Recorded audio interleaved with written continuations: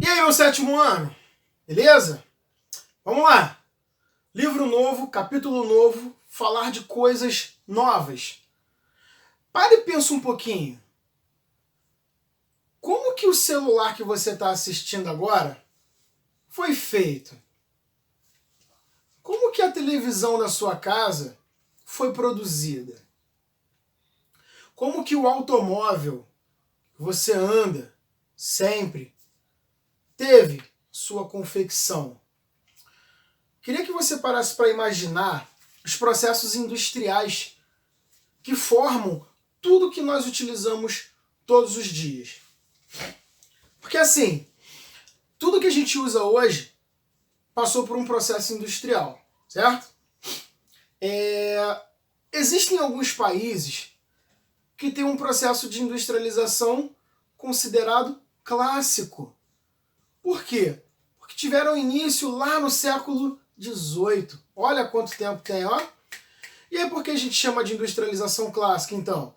Porque eles passaram por processos longos e contínuos. E hoje, esses países que tiveram esse desenvolvimento industrial lá de muito tempo atrás, são países desenvolvidos. Porque eles foram cuidando do seu processo industrial, foram mudando as características ao longo do tempo, foram errando e acertando. Então, muitas das coisas que tem nas indústrias desses países hoje são mudadas, foram mudadas ao longo do tempo. Então a gente chama isso de industrialização clássica. A industrialização tardia ou atrasada, ela foi iniciada no século XX. O Brasil, por exemplo, foi uma colônia de exploração, conforme inclusive nós já vimos isso. Então, a gente tem a industrialização que aconteceu lá no século XVIII e que veio acontecendo gradativamente, e a industrialização que começou no século XX, ó, muito tempo depois. A primeira, que é a industrialização clássica, ela veio, como eu falei, tendo suas mudanças gradativas ao longo de muito tempo. A outra não. A outra pulou etapas. Haja visto que, se a primeira acertou, errou, foi mudando, a outra, a tardia, a atrasada, enxergou os erros, falou, não, então eu vou fazer a partir de onde está o acerto. Só que, mediante isso, nós temos diversos problemas urbanos, como nós já vimos em capítulos anteriores, que as indústrias cresceram muito rápido e as cidades não tiveram tempo de acompanhar esse tipo de coisa. Só que, quero que você entenda, que a gente vai focar agora sobre a industrialização clássica, a respeito de como as coisas foram mudando gradativamente. Porque assim, lá atrás, antes do processo de industrialização ter início efetivamente, o comércio ele não era tão difundido, as coisas não eram produzidas dessa forma que nós temos hoje, com essa tecnologia. Existiam alguns artesãos, que eram pessoas que trabalhavam por conta própria. E elas faziam seus produtos, suas coisas, em pequenas oficinas individuais, com pequenas ferramentas. O excedente que era produzido era vendido.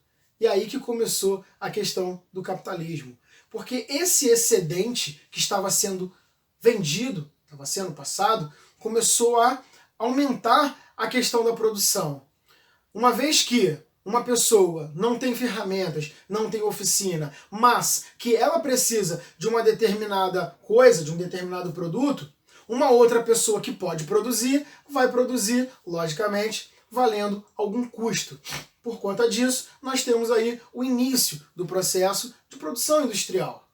Só que o que acontece é que muitas pessoas queriam trabalhar, mas não tinham condições.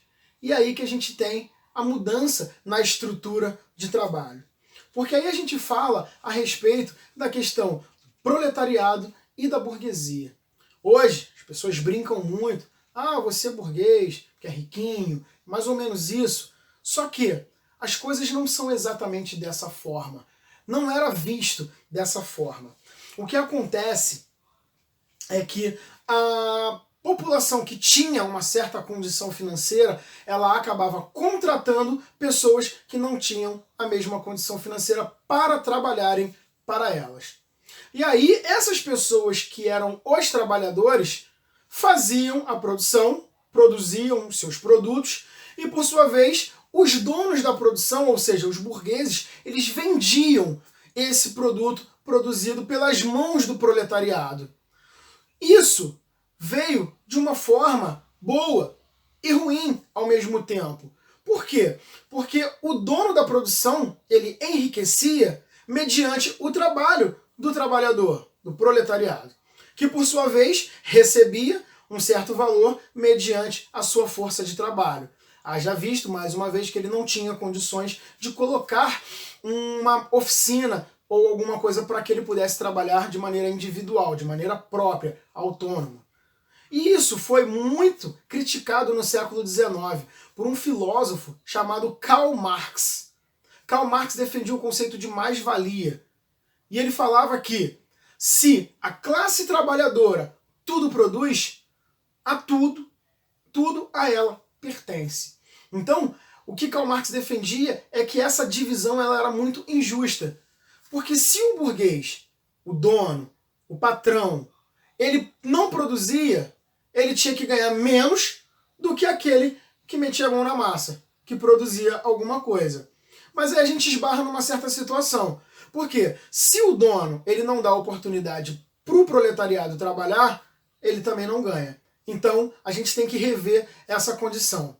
Mas esse é um vídeo bem rápido, é a introdução do conteúdo, e aí quando a gente estiver na aula online, a gente vai falar sobre as características das revoluções industriais que vieram pelo mundo. Primeira, segunda, terceira, e aí a gente consegue falar também do momento que a gente está vivendo da quarta revolução industrial, ok? Então, beleza? Coloque seu nomezinho aí nos comentários como presente, ok? A sua presença para ganhar aquele pontinho, e aí na aula online a gente se fala melhor. Valeu? Então, ó. Beijo no coração. Até depois. Tchau.